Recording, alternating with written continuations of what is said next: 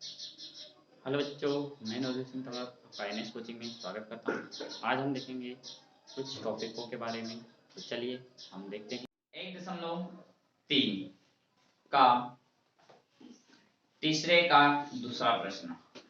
तीसरे का दूसरा प्रश्न क्या है उसको हम देखते हैं। तो चलिए 0.47 बार ये दे रखा है। हम एक लाइन और बढ़ा देते हैं। हमने बोल दिया माना x बराबर 0.47 बार। ठीक है, 7 के ऊपर बार दे रखा है तो हम क्या करेंगे, उसको सिंपल रूप में लिखेंगे। तो लिख देते हैं x बराबर 0.4777 यानी कि 7 की आवृत्ति हो रही है। अपन 3 ही ले लेते हैं। कितने ले लें? 3 ले लेते हैं। ठीक, तो मैंने क्या लिखा, यहाँ पर 7 के ऊपर बार है तो इसलिए मैं लिख रहा हूं x बराबर 0.4777। इसको दे दिया समीकरण नंबर 1। समझ में आया कुछ? अब बात करते हैं कि इस समीकरण में हमारे पास 7 की बार बार आवृत्ति हो रही है। 7 की बार बार आवृत्ति हो रही है ना। एक बार हुआ चलो ठीक है, 2 बार हुआ चलो ठीक है, ऐसे तो बार बार हो रही है। यानी कहां तक? अनंत तक, अनंत तक जा रही है। अब ये आवृत्ति बार बार हो रही है तो हम सिर्फ एक ही अंक की आवृत्ति हो रही है तो हम सिर्फ किसका गुणा करेंगे? 10 का गुणा करते हैं। तो समीकरण 1 में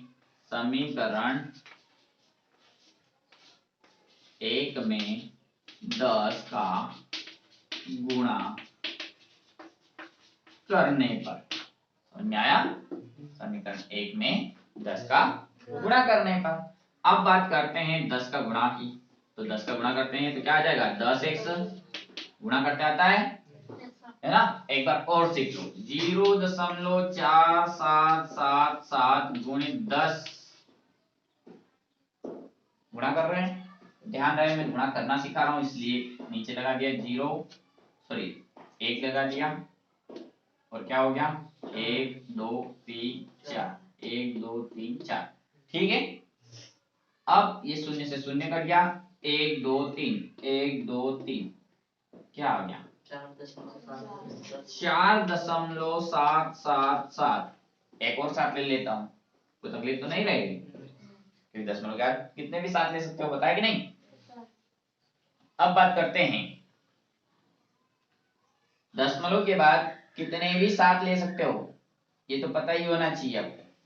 अब आगे बढ़ते हैं कि यहाँ पर समीकरण 2 हमारे पास प्राप्त हो गया है। क्या प्राप्त हो गया है? समीकरण 2। समीकरण 1 व 2, समीकरण 2 में से, समीकरण 2 में से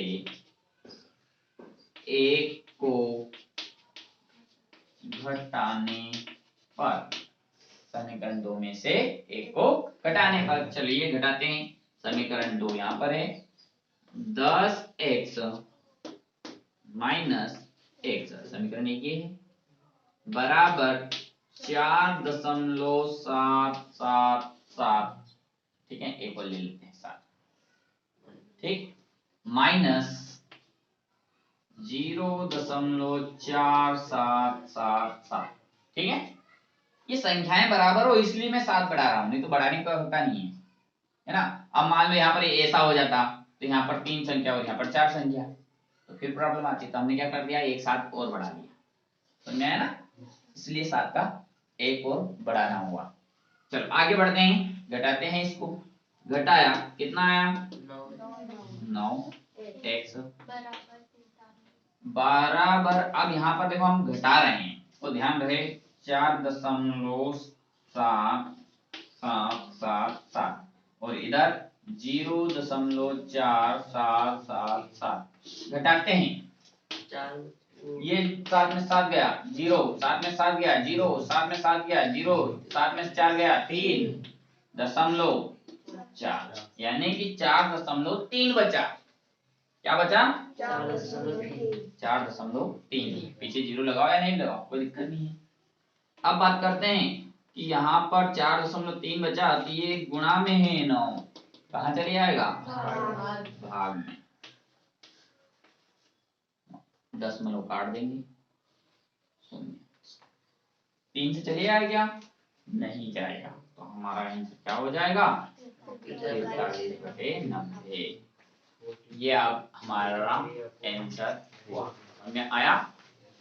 तो इस प्रकार के हम सवाल को हल करते हैं। तीसरा सवाल हम देखेंगे, देखो इधर 0.001 बार कितनी संख्याओं पर बार लगा हुआ है? 3 संख्याओं पर बार लगा है। ध्यान रखना, 3 संख्याओं पर बार लगा हो तो हम क्या करते हैं, ठीक है? हमने यहाँ पर लिखा, माना, क्या माना? x बराबर 0.001 बार, ठीक है? लिखते हैं x बराबर 0.001 समझ में आया कुछ कि नहीं आया?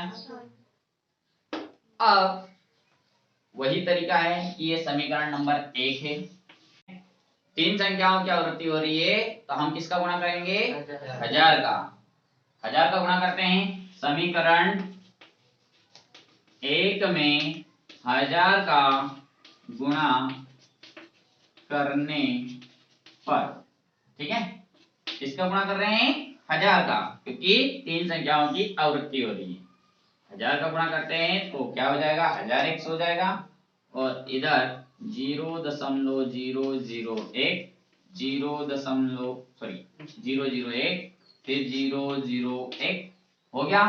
अब हम क्या कर रहे हैं? 1000 का गुणा कर रहे हैं। मैं पीछे लिख दूं गुणा, अभी तक मैंने आगे लिखा था, थोड़ा पीछे लिख दिया, ठीक है, संख्या लिख दी। अब चलो गुणा करके देखते हैं। तो यहाँ पे लिखते हैं 0.001 गुणित 1000 बटे, ये बटे 1 लगा दिया, क्यों? क्योंकि दशमलव काटा, 1 लगा दिया। इस 1 लगाने के बाद हम क्या करते हैं? गिनते हैं 1 2 3 4 5 6 7 8 9, 1 2 3 4 5 6 7 8 9, क्या करें? काट दे, 1 1 1 1 1 कट गया। अब गिनते हैं 1 2 3 4 5 6, 1 2 3 4 5 6, समझ में आया? यानी कि हमारा आंसर क्या आया? हम लिखते हैं यहाँ पर, हमारा आंसर आया 1.001, ठीक है? इतना ही ले लिया मैंने, और ले लूं? चलो और ले लेता हूं, ताकि सवाल अच्छे से दिखे। समझ में आया? अब सवाल अच्छे से दिख रहा है, नहीं बराबर संख्या दिख रही है। चलो, इसको दे दिया मैंने समीकरण नंबर 2। समीकरण 2 में से 1 को घटाने पर, समीकरण 2 में से 1 को घटाने पर, समझ में आया? घटाते हैं तो क्या हो जाता है? 100 समीकरण 1000x माइनस x बराबर 1.001 माइनस 0.001 घटा के देखें।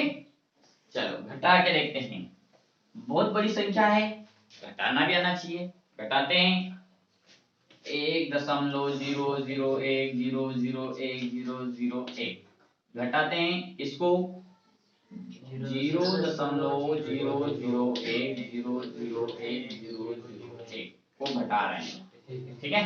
घटाते हैं, ये इससे ये कट गया, शून्य आ गई, इससे ये कट गया, शून्य आ गई, इससे ये कट गया, यानी घट रहा है। यानी कि क्या आया? सिर्फ 1 है ना, और इसमें से घटाया तो कितना बचा? 999x, बराबर 1। समझ में आया? अब ये गुणा में है, कहाँ चले आएगा? भाग में।